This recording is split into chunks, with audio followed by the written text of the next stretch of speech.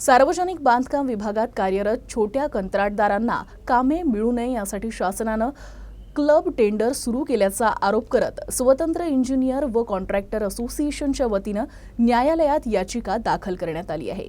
तर न्यायालयानं सार्वजनिक बांधकाम विभागाच्या अधिकाऱ्यांना उपस्थित राहण्याची नोटीस बजावली आहे।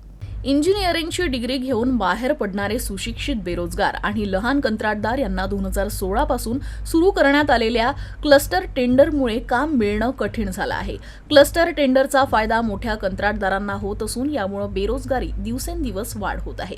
क्लस्टर टेंडरचा 2016चा GR रद्द करून छोट्या कंत्राटदारांना आणि नुकतीच डिग्री घेऊन बाहेर पडलेल्या इंजिनियर यांना काम मिळावं यासाठी स्वतंत्र इंजिनियर व कॉन्ट्रॅक्टर असोसिएशनचे अध्यक्ष मनोज भालेराव यांनी उच्च न्यायालयाच्या नागपूर खंडपीठात याचिका दाखल केली आहे। याची दखल घेत उच्च न्यायालयानं 2 एप्रिल रोजी सार्वजनिक बांधकाम विभागाच्या अधिकाऱ्यांना उपस्थित राहण्याची नोटीस बजावली आहे। मी स्वतंत्र इंजिनियर व कॉन्ट्रॅक्टर असोसिएशनचा अध्यक्ष मनोज भालेराव, आम्ही सार्वजनिक बांधकाम विभाग या कार्यालयामध्ये कामे करणारे कंत्राटदार आहोत।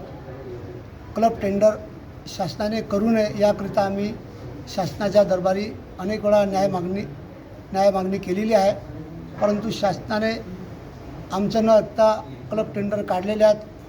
त्यामुळं त्याचा विरोध करण्याकरिता आम्ही माननीय उच्च न्यायालय नागपूर खंडपीठामध्ये रिट पिटिशन दाखल केलेली आहे। त्यामध्ये न्यायालयाने शासनाला नोटिसेस बजावलेल्या आहेत। त्या नोटिसेसमध्ये 3 आठवड्याचा वेळ शासनाला माननीय उच्च न्यायालयाने दिलेला आहे। त्यामध्ये 2 एप्रिल 14 त्याची युक्तिवाद ठेवण्यात आलेला आहे।